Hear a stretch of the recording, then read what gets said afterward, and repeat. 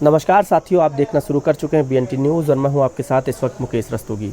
आज मैं प्रदेश जो है उत्तराखंड का अल्मोड़ा ज़िला, मैं वहां पे खड़ा हूं और मेरे ठीक सामने आप देख सकते हैं श्री ज्योतिर्लिंग जागेश्वर महादेव का मंदिर है और 8वां ज्योतिर्लिंग भी है।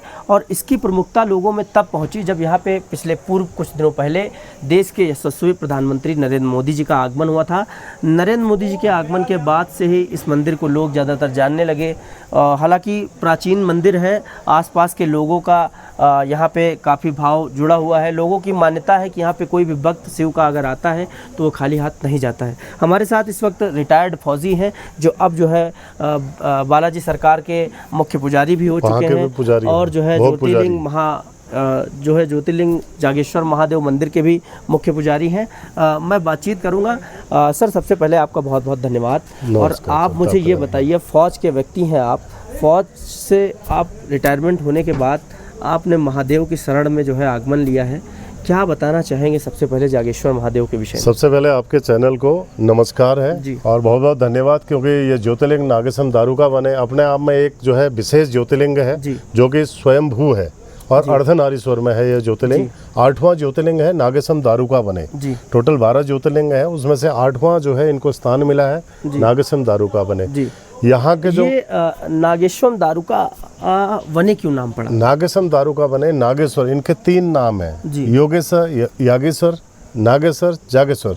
क्योंकि 8वां ज्योतिर्लिंग नागेश है, नागेश्वर दारुका बने। तो दारुका बने का मतलब क्या है कि देवदारू के पेड़ों के बीच में जो है, दारुका का मतलब है देवदार का पेड़।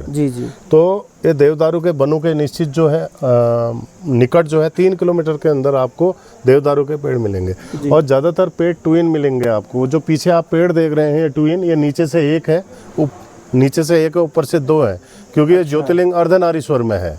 एक की पिंडी में 2 है। मैं देख सकता हूँ ये जो पेड़ है मेरे ठीक सामने, वो भी ऐसा उसको भी शिव और पार्थिव रूपी दारू का वृक्ष माना गया है। मैं अब शुरू से बताता हूँ, ये इनका पुनर्निर्माण 7वीं शताब्दी से लेकर 14वीं शताब्दी के बीच में कत्यूरी राजाओं द्वारा कराया गया है।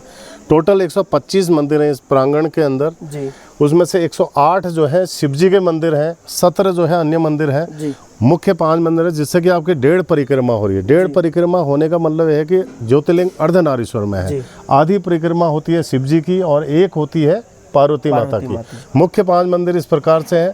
मेन मंदिर ज्योतिर्लिंग जागेश्वर, दूसरा दक्षिण मुखी सिद्धपीठ हनुमान जी। इनको भी बताया जाता है कि 2 ही हैं पूरे हिंदुस्तान के अंदर।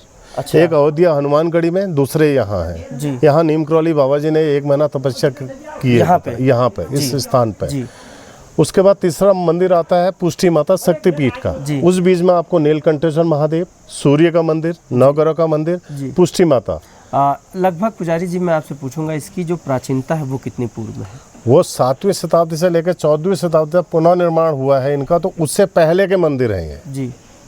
पांडवों को ये बताता है कि पांडवों के समय के हैं। आप ये इधर देखेंगे कमल कुंड है आज का, उस समय ये लव कुश का हवन कुंड है।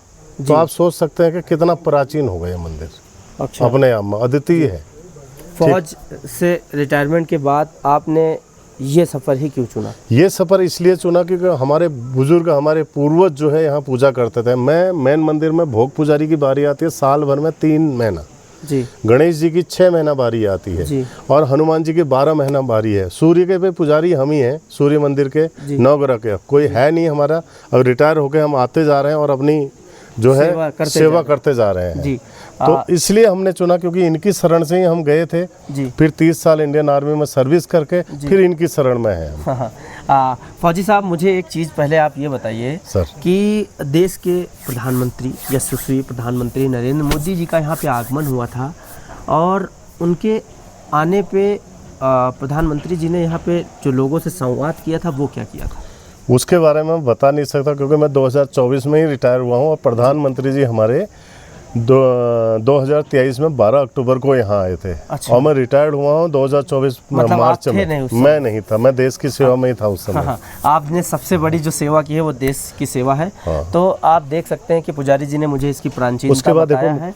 परिक्रमा बता देता हूँ मैं आपके साथ जो है पुजारी जी को परिक्रमा के बारे में भी पुजारी जी मुझे बताएंगे, क्या है उसके विषय में?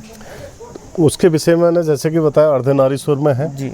आदि शिव जी की एक अच्छा, जैसा कि पुजारी जी जो 8वां ज्योतिर्लिंग है, हाँ। वो कहीं दूसरी जगह भी बताया जाता वो है? द्वारिका में बताया इसमें जाता और है। उसमें डिफरेंस क्या वो है? द्वारिका में बताया जाता है, डिफरेंस कुछ नहीं है। भगवान कण कण में भगवान है हिंदुस्तान के बिल्कुल, अंदर। हर और ये व्यक्ति उत्तराखंड के अंदर महादेव और ये प्रवेश उत्तराखंड तो करते हैं। देवभूमि है हमारी। जी जी ठीक है, यहाँ कण कण में 33 कोटि देवी देवता यहाँ वास करते हैं। जी ठीक है, तो इसलिए यहाँ क्या है, वहाँ नागेशम दारूका बने हैं, वहाँ द्वारिका नाम से जी है, लेकिन दारूका बने बोला है तो दारूका बने सिर्फ आपको यहीं मिलेगा। सकंद पुराण संपूर्ण भारतवर्ष में एक यही है, दारूका बने। दारूका बने, जी। जो कि देवदारू के बनों के बीच में आपको 3 किलोमीटर के अलावा देवदार का वन नहीं मिलेगा आपको।